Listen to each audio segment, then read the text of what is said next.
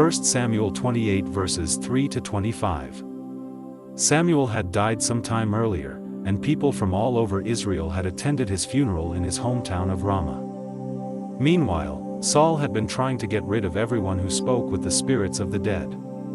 The Philistines went to Shunem and set up camp. Saul called the army of Israel together, and they set up their camp in Gilboa. Saul took one look at the Philistine army and started shaking with fear. So he asked the Lord what to do. But the Lord would not answer, either in a dream or by a priest or a prophet. Then Saul told his officers, "Find me a woman who can talk to the spirits of the dead. I'll go to her and find out what's going to happen." His servants told him, "There's a woman at Endor who can talk to spirits of the dead." That night, Saul put on different clothing so nobody would recognize him. Then he and 2 of his men went to the woman, and asked, "Will you bring up the ghost of someone for us?" The woman said, "Why are you trying to trick me and get me killed? You know King Saul has killed everyone who talks to the spirits of the dead." Saul replied, "I swear by the living Lord that nothing will happen to you because of this." "Who do you want me to bring up?" she asked. "Bring up the ghost of Samuel," he answered. When the woman saw Samuel, she screamed. Then she turned to Saul and said, "You've tricked me. You're the king."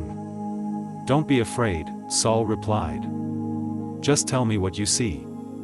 She answered, "I see a spirit rising up out of the ground." "What does it look like?" "It looks like an old man wearing a robe." Saul knew it was Samuel, so he bowed down low. "Why are you bothering me by bringing me up like this?" Samuel asked. "I'm terribly worried," Saul answered. "The Philistines are about to attack me. God has turned his back on me and won't answer any more by prophets or by dreams. What should I do?" Samuel said, "If the Lord has turned away from you and is now your enemy, don't ask me what to do. I've already told you, the Lord has sworn to take the kingdom from you and give it to David. And that's just what he's doing. When the Lord was angry with the Amalekites, he told you to destroy them, but you didn't do it. That's why the Lord is doing this to you. Tomorrow the Lord will let the Philistines defeat Israel's army, then you and your sons will join me down here in the world of the dead." At once, Saul collapsed and lay stretched out on the floor, terrified at what Samuel had said. He was weak because he had not eaten anything since the day before. The woman came over to Saul, and when she saw that he was completely terrified, she said, "Your Majesty, I listened to you and risked my life to do what you asked. Now please listen to me. Let me get you a little something to eat. It will give you strength for your walk back to camp." "No, I won't eat." But his officers and the woman kept on urging Saul, until he finally agreed. He got up off the floor and sat on the bed. At once the woman killed a calf that she had been fattening up. She cooked part of the meat and baked some thin bread. Then she served the food to Saul and his officers, who ate and left before daylight. 1 Samuel 31. Meanwhile, the Philistines were fighting Israel at Mount Gilboa. Israel's soldiers ran from the Philistines, and many of them were killed. The Philistines closed in on Saul and his sons, and they killed his sons Jonathan, Abinadab, and Malchishua. The fighting was fierce around Saul, and he was badly wounded by enemy arrows. Saul told the soldier who carried his weapons, "Kill me with your sword. I don't want these worthless Philistines to torture and make fun of me." But the soldier was afraid to kill him.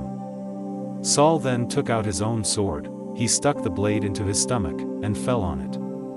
When the soldier knew that Saul was dead, he killed himself in the same way. Saul was dead, his 3 sons were dead, and the soldier who carried his weapons was dead. They and all his soldiers died on that same day. The Israelites on the other side of Jezreel Valley and the other side of the Jordan learned that Saul and his sons were dead. They saw that the Israelite army had run away. So they ran away too, and the Philistines moved into the towns the Israelites had left behind. The day after the battle, when the Philistines returned to the battlefield to take the weapons of the dead Israelite soldiers, they found Saul and his 3 sons lying dead on Mount Gilboa. The Philistines cut off Saul's head and pulled off his armor. Then they put his armor in the temple of the goddess Astarte, and they nailed his body to the city wall of Beth-shan. They also sent messengers everywhere in Philistia to spread the good news in the temples of their idols and among their people. The people who lived in Jabesh and Gilead heard what the Philistines had done to Saul's body. So one night, some brave men from Jabesh went to Beth-shan. They took down the bodies of Saul and his sons, then brought them back to Jabesh and burned them. They buried the bones under a small tree in Jabesh, and for 7 days, they went without eating to show their sorrow. 1 Chronicles 10. The Philistines fought against Israel in a battle at Mount Gilboa. Israel's soldiers ran from the Philistines, and many of them were killed. The Philistines closed in on Saul and his sons and killed 3 of them, Jonathan, Abinadab, and Malchishua. The fighting was fierce around Saul, and he was badly wounded by enemy arrows. Saul told the soldier who carried his weapons, "Kill me with your sword. I don't want those godless Philistines to torture and make fun of me." But the soldier was afraid to kill him. Then Saul stuck himself in the stomach with his own sword and fell on the blade. When the soldier realized that Saul was dead, he killed himself in the same way. Saul, 3 of his sons, and all his male relatives were dead. The Israelites who lived in Jezreel Valley learned that their army had run away and that Saul and his sons were dead. They ran away too, and the Philistines moved into the towns the Israelites left behind. The next day the Philistines came back to the battlefield to carry away the weapons of the dead Israelite soldiers. When they found the bodies of Saul and his sons on Mount Gilboa, they took Saul's weapons, pulled off his armor, and cut off his head. Then they sent messengers everywhere in Philistia to spread the news among their people and to thank the idols of their gods. They put Saul's armor in the temple of their gods and hung his head in the temple of their god Dagon. When the people who lived in Jabesh and Gilead heard what the Philistines had done to Saul, some brave men went to get his body and the bodies of his 3 sons. The men brought the bodies back to Jabesh, where they buried them under an oak tree. Then for 7 days, they went without eating to show their sorrow. Saul died because he was unfaithful and disobeyed the Lord. He even asked advice from a woman who talked to spirits of the dead, instead of asking the Lord. So the Lord had Saul killed and gave his kingdom to David, the son of Jesse. 1 Chronicles 9 verses 35 to 44. Jeiel had settled the town of Gibeon, where he and his wife Maacah lived. They had 10 sons, who were born in the following order: Abdon, Zur, Kish, Baal, Nadab, Gedor, Ahio, Zechariah, and Mikloth the father of Shimei. Some of them went to live in Jerusalem near their relatives. Noah was the father of Kish and the grandfather of King Saul. Saul had 4 sons, Jonathan, Malchishua, Abinadab, and Eshbaal. Jonathan was the father of Meribel, the grandfather of Micah, and the great-grandfather of Pithon, Melech, Tariah, and Ahaz. The descendants of Ahaz included Jerah, Alemeth, Asmaveth, Zimri, Moza, Bineah, Rephaiah, Elisa, and Azel and his 6 sons, Azrikam, Bacharu, Ishmael, Sheariah, Obadiah, and Hanan. 2 Samuel 1. Saul was dead. Meanwhile, David had defeated the Amalekites and returned to Ziklag. 3 days later, a soldier came from Saul's army. His clothes were torn, and dirt was on his head. He went to David and knelt down in front of him. David asked, "Where did you come from?" The man answered, "From Israel's army. I barely escaped with my life." "Who won the battle?" David asked. The man said, "Our army turned and ran, but many were wounded and died. Even King Saul and his son Jonathan are dead." David asked, "How do you know Saul and Jonathan are dead?" The young man replied, "I was on Mount Gilboa and saw King Saul leaning on his spear. The enemy's war chariots and cavalry were closing in on him. When he turned around and saw me, he called me over. I went and asked what he wanted.